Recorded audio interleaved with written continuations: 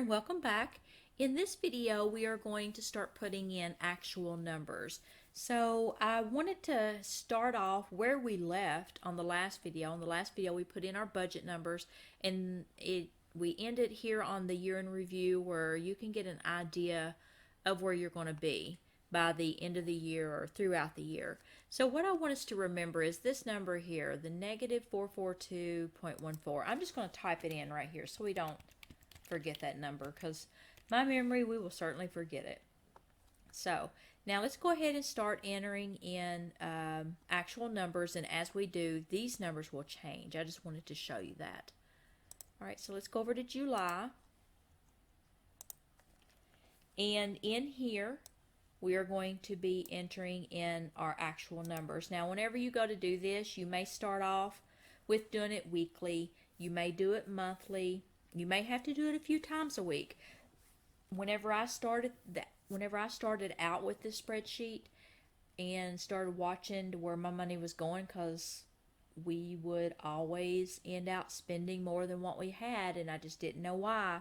So whenever I started out with this, I actually made my from numbers. They started with whatever day I got my paycheck on. So I got my paycheck on a Friday, so that's what this from would start. So that would be the day I get my paycheck, so I would know what I can spend through that week. And I would do this once a week, sometimes more than once a week, just to make sure we didn't overdraw or anything like that, because that's how close it was. I mean, we were super close on our income and stuff. Now as time went on and I used this spreadsheet to kind of help me know where I need to adjust my spending, and where I needed to save and where I need to put more money in those areas. Now it's gotten to the point to where I really don't care what day it starts on. I just start it on Mondays. That's whenever I'd done my new year, I started on Monday instead of the day I get my paycheck. And as long as my first week has the first day of the month in it, then it doesn't really matter to me. And instead of doing this weekly, I now do it once a month.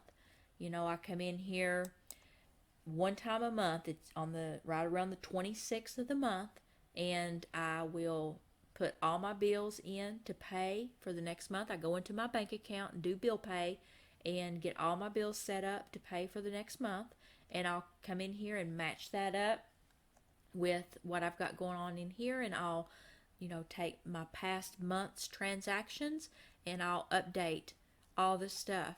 Now doing it once a month, of course, it takes a little longer. It takes me maybe an hour to get my bills paid and to update this spreadsheet, but an hour a month, and I can rest assured that the rest of my year is okay, because I can see what's going on throughout the year and know if I need to make any adjustments anywhere or not.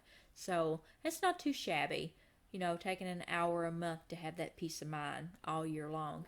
So when you start out with this, you may have to start weekly. You may have to start more than once a week.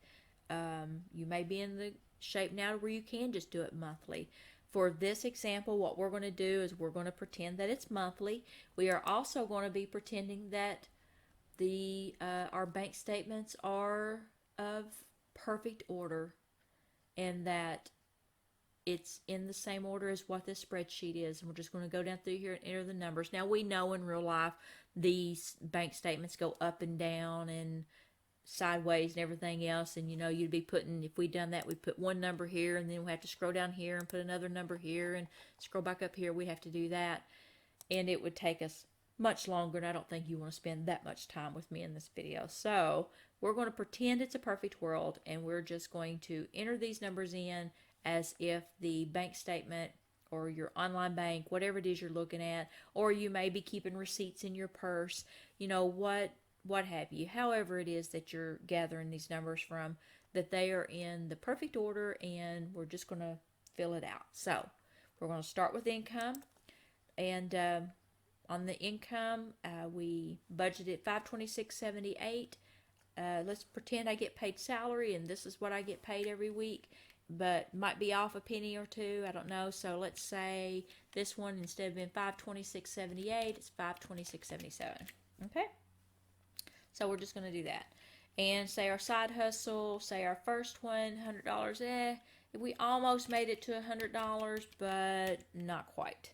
So we'll change that. Let's say in our next one though, we done really good. We got like $176.24. Let's do that.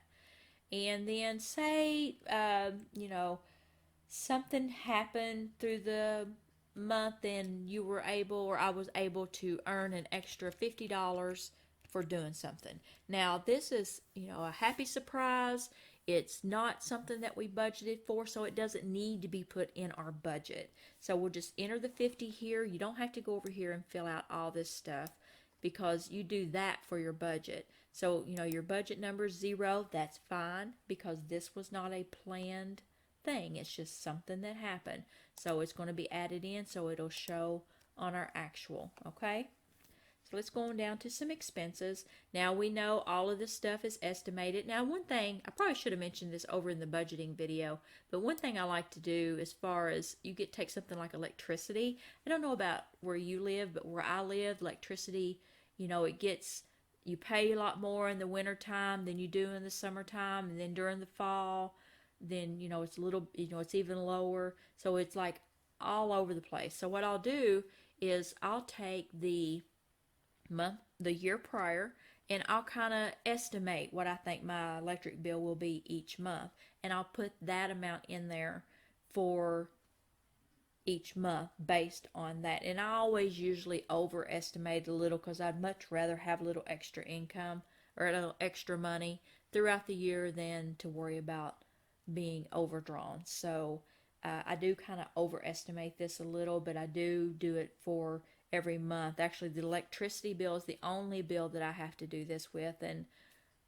it takes a few extra minutes to do that, but heck, it gives me a better peace of mind whenever I'm looking at my finances to know that they're more accurate. So it's worth it to me. But you make that decision on how you want to handle that. Let's get back to putting in the actual numbers. Say our cell phone bill, say it wasn't $80, say it's $79.28. Say our electricity was $271.95. Let's go down here to water. Let's say water was a little more than what we thought it was, and $36.49. All right, let's go on down. Our home insurance, let's say it was $149.28. Now you take things like home insurance, these car payments, credit card, and loans and debts and stuff like that. You probably pretty much know what those will be each month. So make these numbers what you know they will be, because if you do that, then over here you won't have to keep changing them. So let's tweak our budget number just a little bit to put it exactly what it is. And I should have told you this in the budget video, but I guess you live and learn, and as you do these videos, you kind of think later on. But say your car payment, say your car payment is $449.24. So see how that's $449.24 over there? So that means I don't have to go back and I don't have to change that number every month. It's already going to be there for me. All right, so let's scroll on down here, and we'll just pretend that these are exactly what we've got over here, that we know exactly what these bills are going to be, so that's what they are, so we're going to leave those alone. Birthdays, let's say we went and got a gift and it was on sale and we got it for $15 instead of $20, so we'll change that to $15. Let's scroll on down. Let's say groceries. All right, so you get these areas down here. You see these little EPs here on the side, and they're links. They mean, right up here you'll see it says EP equals enter purchases. These EPs are next to lines that typically happen or could happen more than once a week, and we just wanted a place to put them to where it can calculate for us, and you can also see where it is that you're spending your money. Like up here, this is all bills and everything, and so it happens once a month, and we know what we know on these. We can put the numbers in and we're fine. But you get down here like stuff like groceries and fast food dining out. These areas are the areas where you can make the most impact on your budget as long as you know what you're doing, as long as you know what's happening. And so, since these are more variable, I didn't want to make it to where you had to go over here and say, oh, I spent on groceries, I spent $49 this day, $28 this day, $33.72 this day. Let me add all of them up and stick them in here. I didn't want to do that. So what we have here is this enter purchases. And if you hover over that and you click on this link, it'll take you to where you need to be. See right here at groceries. And say throughout the month, what are we in July? Okay, say throughout the month of July, say on 7/6, we went to Kroger and we spent $136.25.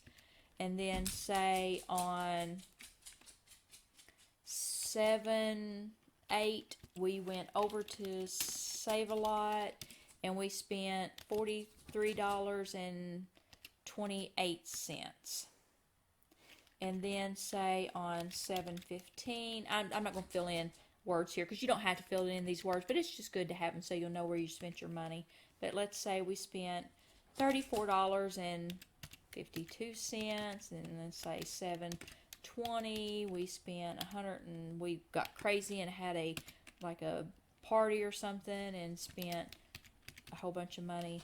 And then 7/26, let's say we spent $150.44, and then 7/28, we went back and spent a little bit more, and there you go.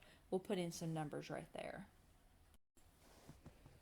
Okay, so we've got in these numbers here, and you can see right up here, you see this budget amount, this pulled from the spreadsheet. So you can see we had budgeted $750, but we've actually spent $572.31.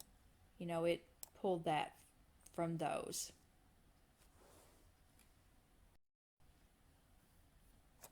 So you'll see that we've actually spent less than what we budgeted.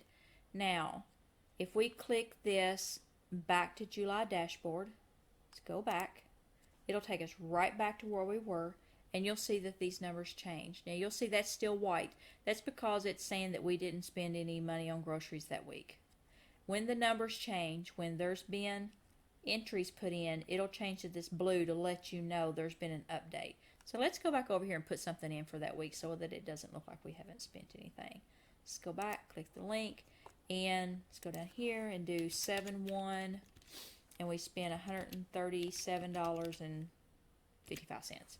All right, let's go back to the July dashboard, and there you go. It's right there. Okay, so whenever you spend over there, I wanted you to be able to see that changes have happened for the week. So these will change to blue whenever you put those entries in over there. And another thing I wanted to show you on this is, see this groceries? Just, if you hover over this, it says groceries right here. Say you wanted to change that to something else. Say that you don't like the word groceries. Say the word groceries really ticks you off every time you hear it because you think about how high food is or whatever. I don't know. But just say you want that to be something different. And let's say instead of groceries, you want it to be called food at the store. Yeah, you can tell I thought about this real long. So just say you want it food at the store. So whenever you change that, if you hover back over this, you'll see that also changed to food at the store. If you click it, then you'll see food at the store is what it changed to, food at the store. And while I'm here, real quick, I'll just show you over here, like all of these titles down through here is what's across up here. Food at the store, fast food at the store, fast food, dining out. If you go over here, that's dining out. You go across, and that's what all of them are. Now, to easily get to them, say you're in this section right here, and say you're looking at your bank statement, or you're looking at receipts and you are typing them in and you don't want to keep going back and forth and back and forth, and you just want to enter in all of your purchases at once, then you can come here and say you have a receipt for food at the store and you enter that in, and then you have another receipt for an expense. So you go over to expense. You know, we got to enter that in anyhow, so let's just do that right now. So let's say we had an expense on 7/2, and I'm not going to enter descriptions to save time, and let's say that it was $13.26. All right, let's say you had some fuel receipts and you want to enter fuel, so you'll click fuel and you'll go here, and let's say on 6/29 you spent $29.22. Let's say on 7/5 you spent $32.48. Let's see, 7/15.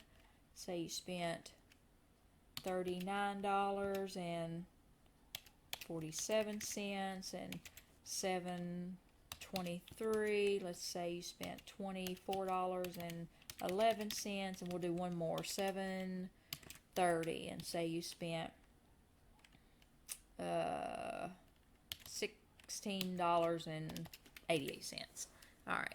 So you put all of those. That's how another way you can do that. You can put them in from right here. Like if you have a bunch of receipts, or if you're looking at your bank statement or whatever it is you're looking at, and you just have a bunch of purchases that fall in these categories, or whatever categories you decide you want these to be named, then you can put them all right here. Then you can click any of these links to take you back to the dashboard. Now it'll take you back wherever it was. Like we were at fuel, so it took me back to fuel. All right, so let's change this back to groceries. All right, so I changed that back to groceries, and if you hover over this, you can see it changed back to groceries. All right, so let's scroll on down. Fuel, we already went in there and done that while we were there. So you see they're all highlighted blue. Let's go on down to expense. You see we put in one expense. All right, so these other weeks we didn't spend anything on expense, so we just delete those out. All right, so any white you'll delete out when it comes to these inner purchase titles. All right, so let's scroll on down. For our vacation, say we did put in our $20 each week for vacation. So we are done entering our purchases in for July. All right, one more thing. Let's just say, let's go down through here. Let's say on the credit card we spent $75. Say we paid $75, but then a couple weeks later, you know, we got that $50, right? And so we're like, you know, I got that $50. My credit card interest rate is awfully high, so maybe I should take that $50 and pay it on my credit card. So you can just enter a number right in there. If you pay extra, you can just enter it in wherever you paid that extra, whatever week it is that you paid it. So you can stick that in there. All right, so now that we're done with that, let's go back. We're done entering in all of our actuals, and whenever you get done, before we head over, if you're doing this based on your bank statement, then you want to be sure that whatever date is ending on your bank statement, on your spreadsheet, like this is 7/31, so that means 7/31 on your bank statement. At the end of that, at the end of that transaction, this amount right up here, this amount at the very top where it says available cash, that should match whatever your bank statement says at the end of the day on 7/31. As long as that matches, you know you're still good. You're still right where you need to be as far as reconciling your accounts and having your money to be as accurate as it could be. If you're doing it by cash, say you're doing a cash envelope, or, you know, keeping receipts and doing it a different way, then when you go to do this, you want to make sure this amount matches whatever cash you have left over, so that way you can stay accurate on what you're doing. All right, so that's what that's for. That's to let you know how much you've got left over, and it should match whatever it is you're reconciling, or whatever it is you're putting your receipts against or your accounts against, stuff like that. All right, so let's go back over to year in review since we've put in a month of actual numbers. And you'll see that that number was negative 442. It's went down to negative 246.37. So it went down a couple $100. So that's what the power of doing the actual, making sure you go back and fill in what you actually spent. Now, of course, if we had overspent it, then this number would have said, that we spend it more and it'd been like a negative 600. If we went $200 the other way, it'd be negative $646.37. But year in review, this is where it's at. This is where you want to make sure that you are where you need to be with your money, okay? All right, well, that is it for the actual numbers. You'll just want to put those in each month. You want to keep coming back here and checking your year in review. The next video that we do will be about transferring from your current year to a new year, putting your information over in there so you don't have to type everything back out and all of that. So I will see you over into the next video. Bye-bye.